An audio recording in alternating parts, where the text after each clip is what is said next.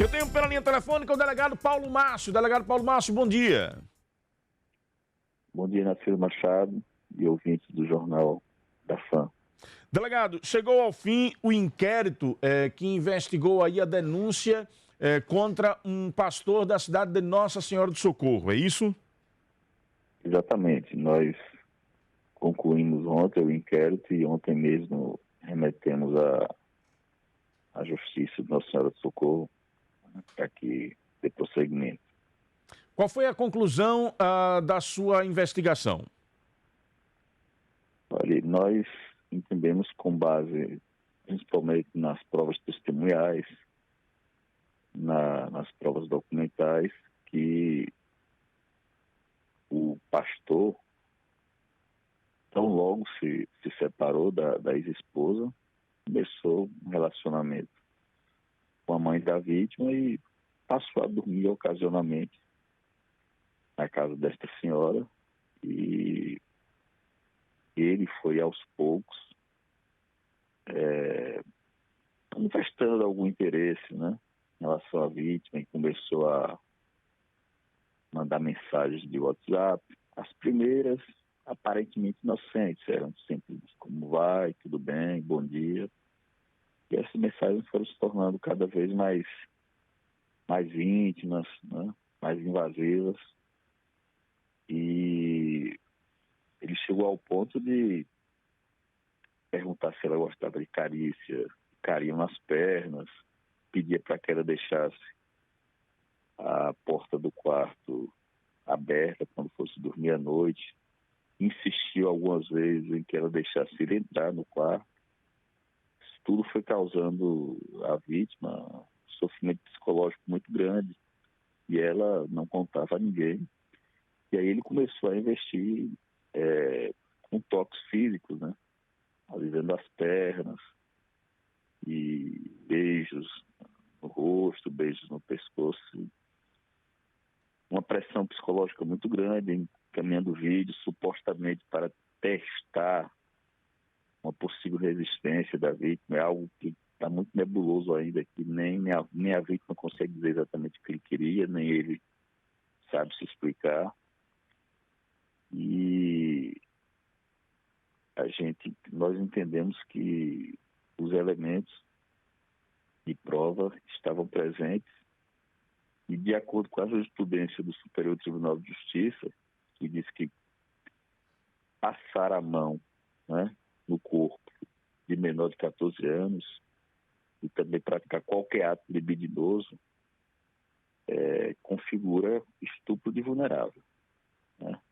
E não o crime de importunação sexual, que é aquele crime muito comum nos transportes públicos coletivos, né? As mulheres sofrem aquele tipo de assédio, né?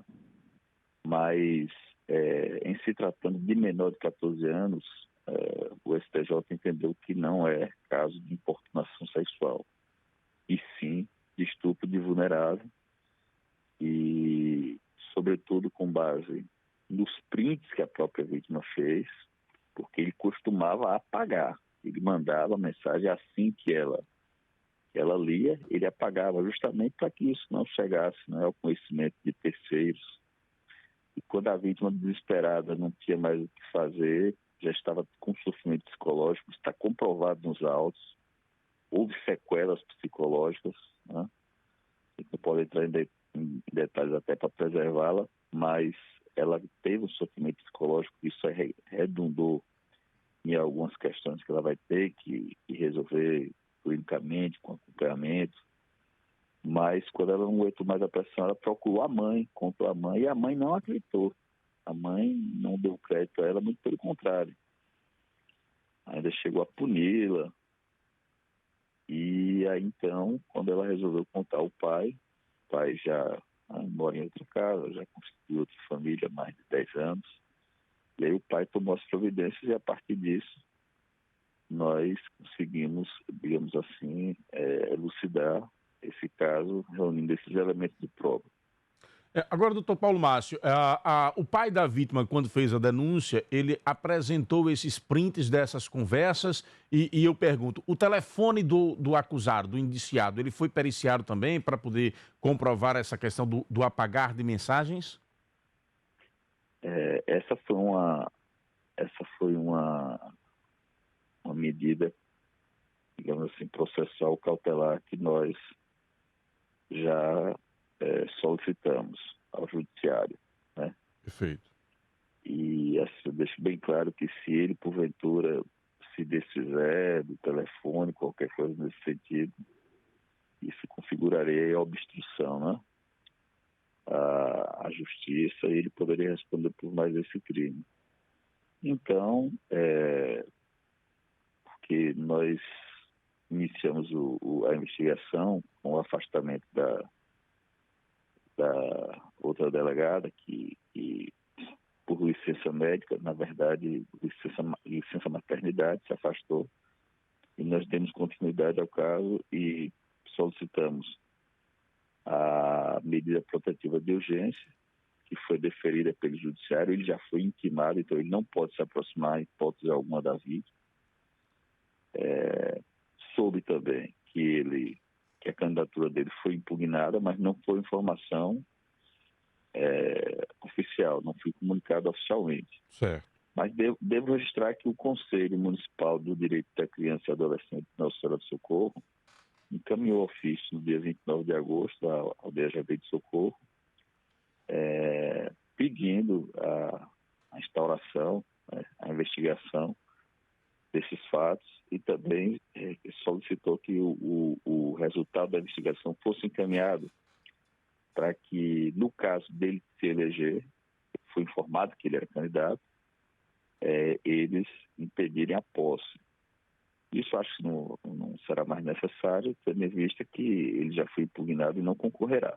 Agora, doutor Paulo Márcio, na época em que essa denúncia foi feita, existia uma polêmica da questão da atuação do Conselho Tutelar e do Conselho da Criança, da Criança e do Adolescente de Socorro. Esse ofício que eles encaminham para o senhor, é após essa denúncia que foi feita de que eles teriam negligenciado inicialmente o relato do pai?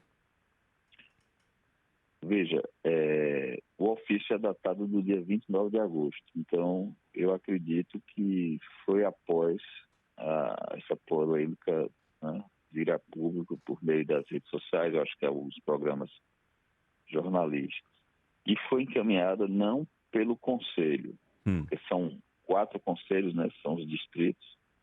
A documentação foi encaminhada no caso, não pelo Conselho Tutelar, mas pelo Conselho dos Direitos da Criança e do Adolescente, lá do município de Nossa Senhora do Socorro, que também é responsável por coordenar, né, todos esses conselhos. E foram, nessa documentação, junto com essa documentação, vieram também alguns prints que o pai da vítima teria fornecido ao Conselho Tutelar. Então, essa questão sobre uma possível omissão do Conselho, né, isso aí vai ser investigado no âmbito da própria Secretaria e do próprio Conselho Municipal, e também com a atuação do Ministério Público, que já tomou conhecimento. Perfeito. Estamos entrevistando aqui no Jornal da Fã o delegado Paulo Márcio, que encerrou o inquérito contra um pastor e líder evangélico na cidade de Nossa Senhora do Socorro, e agora ele está indiciado, este líder e este pastor, por estupro de vulnerável. O Sidney Sérvulo, colega radialista lá de Tobias Barreto, diz aqui: mande um abraço para o doutor Paulo Márcio, ele é meu conterrâneo e foi colega de escola. Doutor Paulo Márcio, agora quais são os trâmites deste inquérito? Ele vai para posicionamento do Ministério Público para saber se acata ou não a denúncia feita pela polícia, seria isso? Exato, o Ministério Público agora vai ter vista dos autos. Se ele entender pela necessidade de novas diligências, aí ele faz a requisição, mas caso ele entenda que já haja elementos suficientes para a denúncia, ele já pode promover a denúncia. O senhor deu um detalhe aí da investigação, de que a mãe inicialmente não acreditou e acabou punindo. Após todo esse processo, a mãe foi ouvida também? Você chegou a apresentar a ela, enquanto comandante aí da investigação, comandante do inquérito, as provas que foram entregues? Ela chegou a mudar de opinião ao longo da investigação ou permaneceu reticente como sempre? A mãe foi ouvida quando o inquérito ainda estava sob a presidência da colega que se afastou, né? Certo. Posteriormente. Mas o que é que ela informa? Veja, é um assunto muito delicado. Sim. Mas a mãe acha que isso tudo se trata de...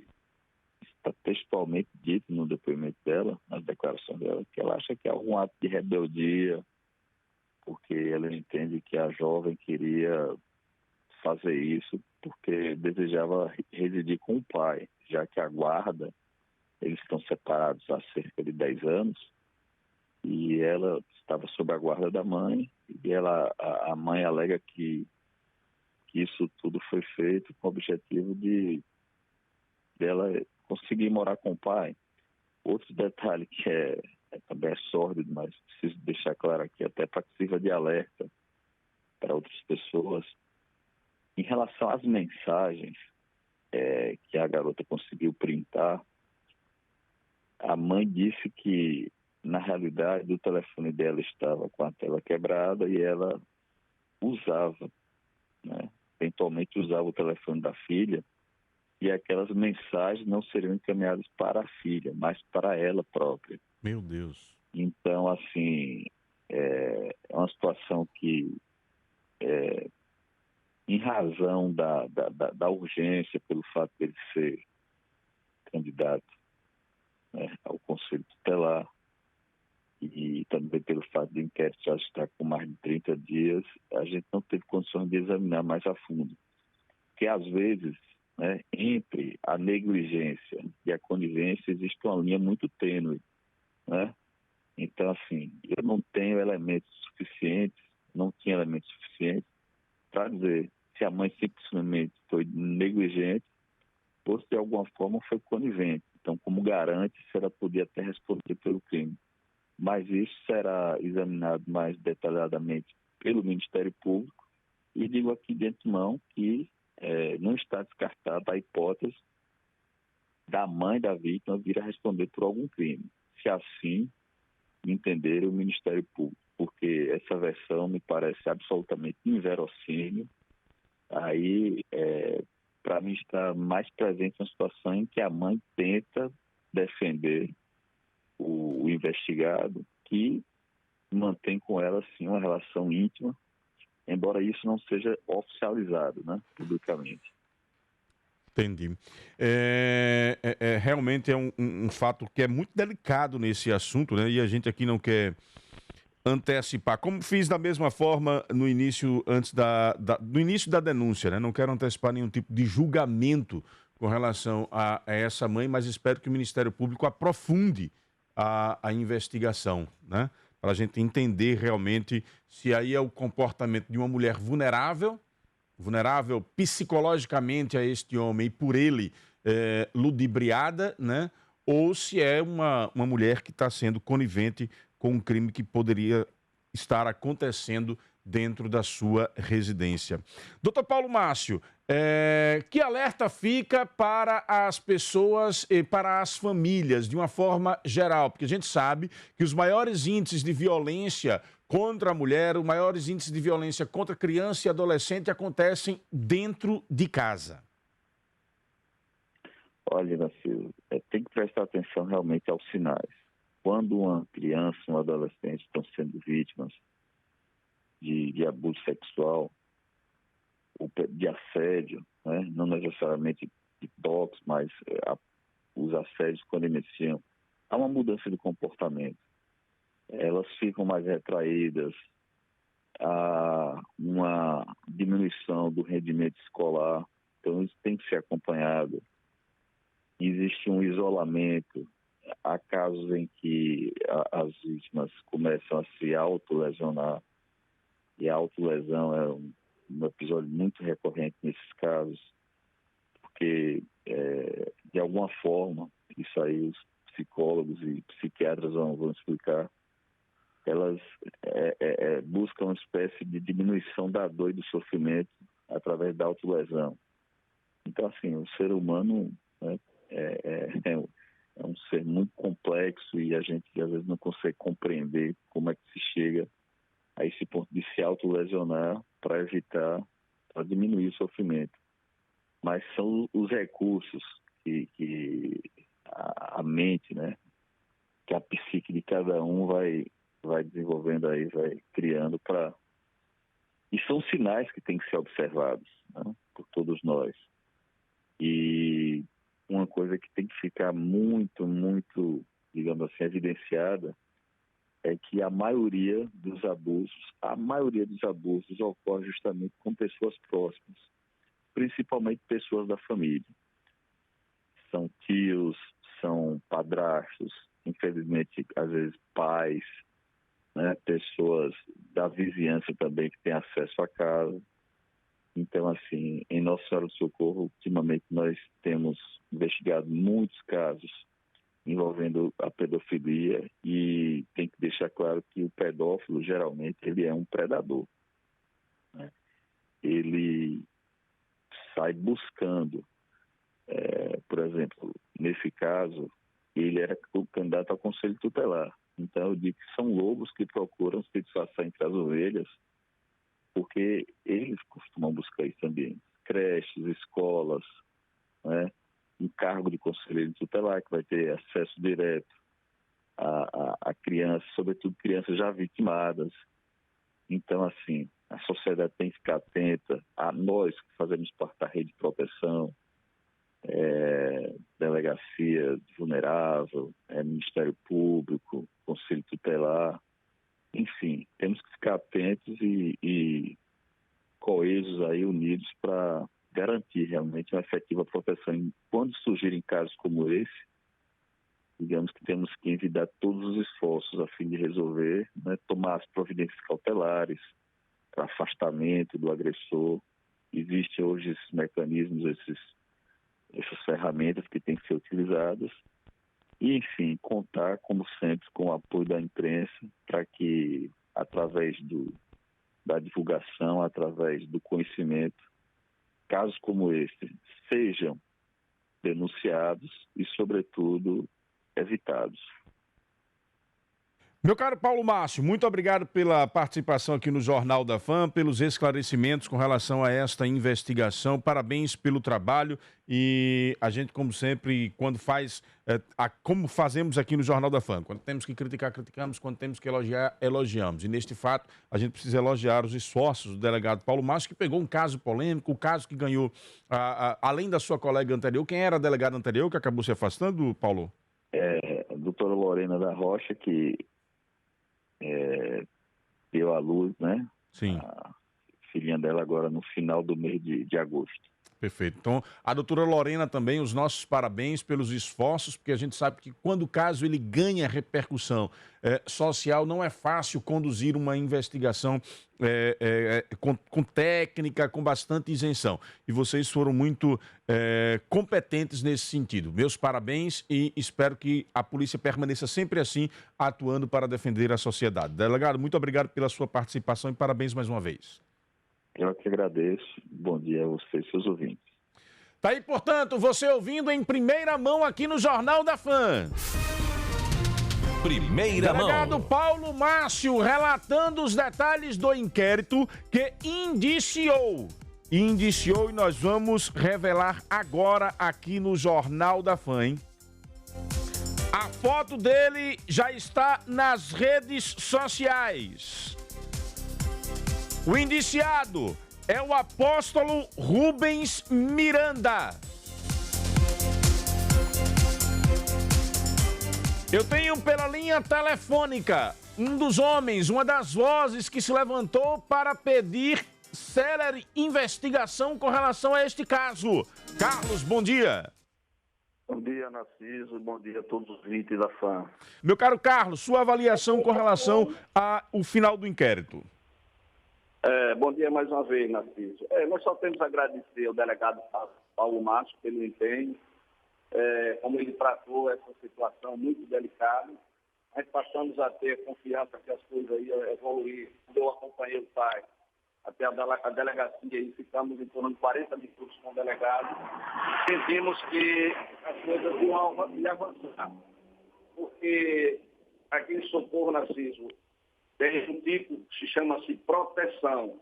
Esse cidadão, logo após o ocorrido, quando nós estivemos na delegacia, procuramos manter a situação em sigilo até para não expor a criança.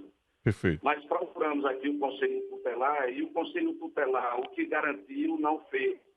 Ao contrário, em seguida vazou-se um áudio aí do vereador que já tem conhecimento de tudo. E as coisas não andaram. Inclusive, a criança agora vai fazer... Você acha, Carlos, agora que o inquérito está finalizado, você pode citar, porque da outra vez na entrevista eu acabei pedindo a você que não citasse, mas pode ficar à vontade, se quiser citar o nome do parlamentar e da sua desconfiança de que alguma proteção pode ter sido feita ao líder evangélico, pelo fato dele ser da assessoria desse vereador, pode ficar à vontade para colocar todas as informações aí para a sociedade.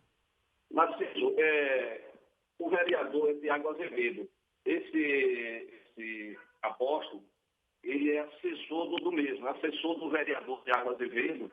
E quando nós procuramos o conselho, foi no dia 24 do mês passado, e levamos toda a documentação, entregamos a denúncia, e o presidente Aloysio Júnior, da Casa do Conselho, disse que a criança ia receber um atendimento, psicólogo, assistente social, ia fazer todo o encaminhamento, e nada disso foi feito. Em seguida, saiu-se um áudio do próprio vereador Tiago Azevedo no grupo, dizendo que já tinha conhecimento de toda a situação.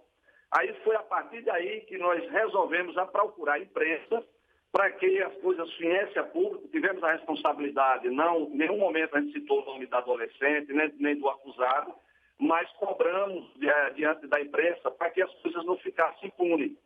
E só agora, Narciso, que o Conselho Tutelar marcou um atendimento com a psicóloga, que agora quinta-feira, 8 horas, um mês após. E também nós procuramos o vereador, que é presidente da Casa do Conselho, Nossa Senhora do Socorro, que ele é o presidente, aliás, ele é o presidente de adolescente na Câmara do Vereador. Mandamos toda a situação para ele pelo Instagram dele, ele visualizou. A princípio, ele respondeu que ia averiguar, se tivesse prova, ele ia tomar providência, mas calou-se, não falou mais nada. Eu voltei a cobrar do mesmo. Ele mandou aqui no meu zap que ele é vereador, ele não é da área jurídica, né? Então, o vereador Léo Rocha nos deu. As coisas ficaram paradas, mas graças ao trabalho do delegado Paulo Márcio, aí já foi feito o procedimento, o acusado já foi indiciado e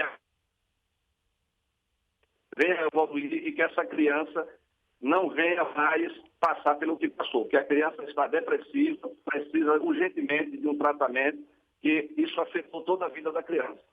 Ok. Meu caro Carlos, quero lhe agradecer e nós vamos cobrar agora do vereador Tiago Azevedo um posicionamento, né? Este assunto não poderia ter tido uma resposta como essa. Ele é conselheiro tutelar, né? Ele é conselheiro tutelar, foi conselheiro tutelar, perdão da expressão, ele foi conselheiro tutelar, sabe do que é esse tipo de crime, dos efeitos dele na vida de uma criança. E agora que a polícia indiciou o seu assessor, que providências irá tomar? Qual será o posicionamento do vereador Tiago Azevedo? Mais ainda do que isso, qual será o posicionamento da Sociedade de Nossa Senhora do Socorro diante desta grave denúncia?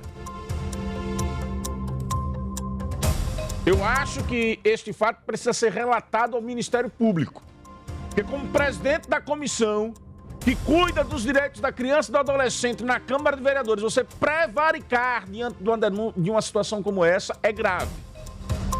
Com a palavra, o vereador, não sei se ainda permanece, mas que já foi líder do prefeito Padre Hinaldo. Meu caro Carlos, muito obrigado pela participação.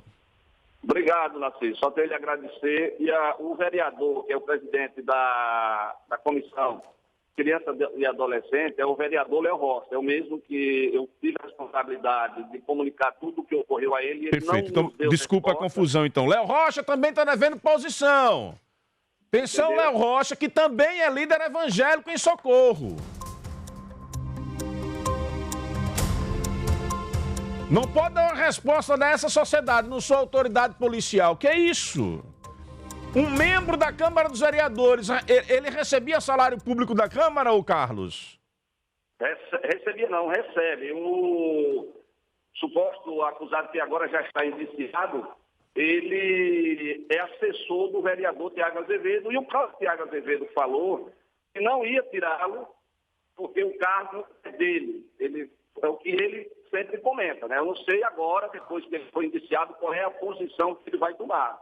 Ok. Ele, inclusive, o Narciso, ele tentou me calar no meu zap, tentando me calar, eu não me calei. Eu recebi uma ligação ontem com um número inibido de uma mulher falando que ou eu me calava ou ia amanhecer com a boca cheia de formiga. Hoje mesmo eu estou procurando a delegacia Importante e isso. averiguar que se trata dessa ameaça de quem veio. Perfeito. Faça isso mesmo e nos mantenha informados, enviando aqui cópia para que a gente possa fazer matéria e reproduzir. Então, você recebeu ameaça e não pode ficar, não pode vacilar. Esse tipo de coisa a gente não pode levar na brincadeira, viu, Carlos? Tá certo. Muito obrigado, meu filho. Tá aí, portanto, a denunciante do crime, que agora virou, que teve o inquérito finalizado, agora faz denúncias mais graves ainda. Envolve o nome de 2 vereadores que poderiam ter prevaricado diante da denúncia. Atenção, presidente Betinho. Qual será o posicionamento da Câmara de Vereadores? Tem um homem pago com dinheiro público, indiciado por estupro de vulnerável. O que é que diz a lei nestes casos? Ele poderá permanecer recebendo? Ele vai ser afastado? Com a palavra, os vereadores envolvidos. Jornalismo implacável, fazendo história e escola no rádio sergipano. Jornal da Pan.